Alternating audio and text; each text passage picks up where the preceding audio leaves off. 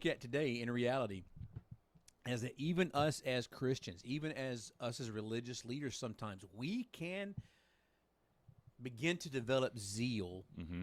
We can find things that are, a spiritual pet peeve, if you will. Not a sin, but maybe it's a spiritual pet peeve that's one thing, that, we harp on. Right. But I think today's that's how denominations form. Honestly, I think that's a absolutely, large part of a how large there's part so of many different What I love about Paul and his story, and I think what drives a lot of people to study in Paul's writings so much, and he wrote 2/3 of the New Testament, right. is that we know his background, we know his backstory. If you look at the other disciples, right, you've got Paul or Peter rather. He's called, and a bunch of other ones are fishermen at the time. We don't really know much about their life before their calling. And even after they're called, we know that they were fishermen, evidently poor fishermen because he wasn't catching anything. Not very good fishermen, but they were fishermen. And then Jesus calls them, and then for the next 3 years we see students sitting under a teacher.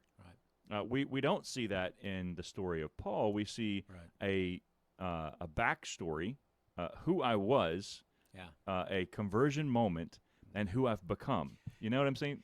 You do, but here's the greatest part about what you see with Paul is you see a total submission to the Holy Spirit's guidance. Absolutely, yes. Total submission. That's what you see with Saul, because we're talking about Saul, but we're talking about Paul now. Same. But the Saul we're discussing, we'll talk about his conversion and the name change in a moment. Mm-hmm.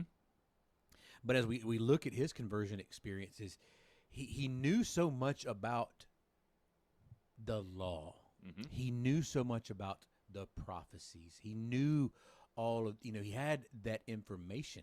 He had been trained in that way, but what he did not have was the Holy Spirit. Right. So what happened is when the Holy Spirit comes in and has that internal transformation, that same knowledge that he had about the law and the prophets just got turned upside down. Mm-hmm. Because now he still has that knowledge of the law and the prophets, but he sees it through the eyes or through the life, death, and resurrection of Christ. Right. So he basically takes all that education and turns it the other way. Right. So it's just awesome to see that type of a conversion experience, and we wonder, why was he, such a contributor to the New Testament? And in reality, what we see in Paul's conversion is he's like you and I.